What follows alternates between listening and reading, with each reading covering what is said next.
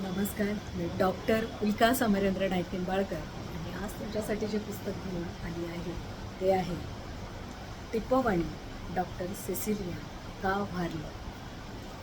या नावाबद्दल मला खूप उत्सुकता होती, कारण मराठी साहित्यामध्ये त्यांचं मोठं योगदान आहे आणि त्यांची जर पुस्तकं जर आपण बघितली तर अक्षरशः ही अशी 2 पानभरून यादी आहे. टिपवणीमध्ये काय आहे? मुळात हे जे टायटल आहे ते काय आहे? मुखपृष्ठसुद्धा बघा ना किती सुंदर आहे. तर टिपवणी म्हणजे काय? तर टिप म्हणजे थेंब आणि वणी म्हणजे पाणी. टिपवणी म्हणजे थेंब थेंब पाणी. तसेच टिप म्हणजे अश्रूंचे सुद्धा थेंब. थेंबाथेंबाने अश्रू ढाळणं म्हणजे टिपं गाळणं. टिपं आणि पाणी यांचा असा परस्पर संबंध आहे. तसंच त्या ज्या गावात होत्या तिथे पाण्यासाठीही वणवण करावी लागायची. तर पाण्याचा संदर्भ आहे आणि या पुस्तकात काय आहे तर त्यांचा बालपणापासूनचा पूर्ण प्रवास आहे. सगळा प्रवास दिलेला आहे त्यांचा. छोटी मुलगी म्हणून त्यांच्या वाटेला जे अनुभव आले, त्यांच्या नजरेतून जे त्यांनी जग बघितलं, नातेसंबंध बघितले, त्यांचं शिक्षण, त्यांची धडपड आणि त्या नाव जर तुम्ही बघितलं तर लगेच लक्षात येईल की मराठी भाषेत तुम्ही कसं काय, मराठी साहित्यात तुम्ही कसे काय, असे खूप प्रश्न त्यांना विचारले गेले. आणि हे जे मराठीबद्दलचं प्रेम आहे किंवा मराठीतून साहित्य निर्मिती करायचं त्यांची जी साधना होती, साधनाच म्हणेन मी.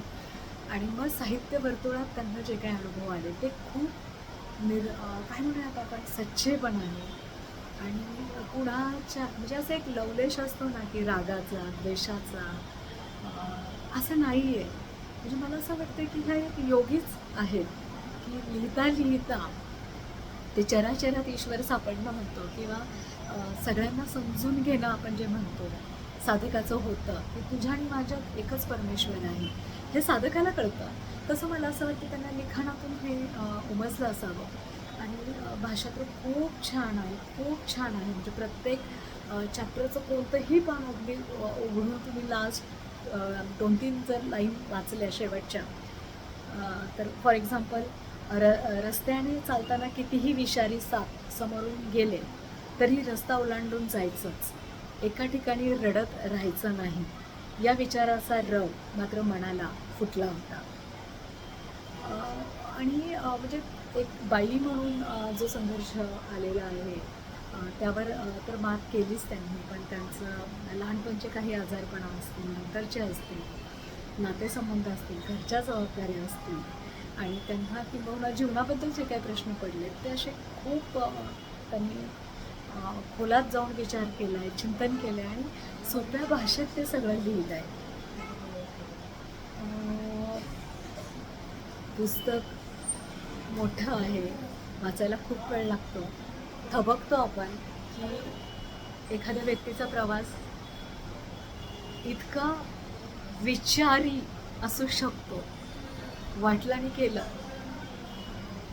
किंवा कसंही वागलो, परंतु आपण जी कृती करत आहोत, आपण जे वागत आहोत, त्याचा बारीक विचार करणं, सूक्ष्म विचार करणं, त्याचा समाजावर काय परिणाम होतो, कुटुंबावर काय परिणाम होतात, इतकी संवेदनशीलता, इतकी तरलता आहे. आणि या सकस मूल्यांसाठी प्रसंगी त्याग करण्याची सुद्धा क्षमता या व्यक्तिमत्वात आहे. पुस्तकातले जे विचार आहेत ते मुळात वाचण्यासारखं आहे. आज मी फक्त पुस्तकाची ओळख आहे. नक्की वाचा, खूप आवडेल. ग्रंथाने मी काढलेला आहे टिपवाणी.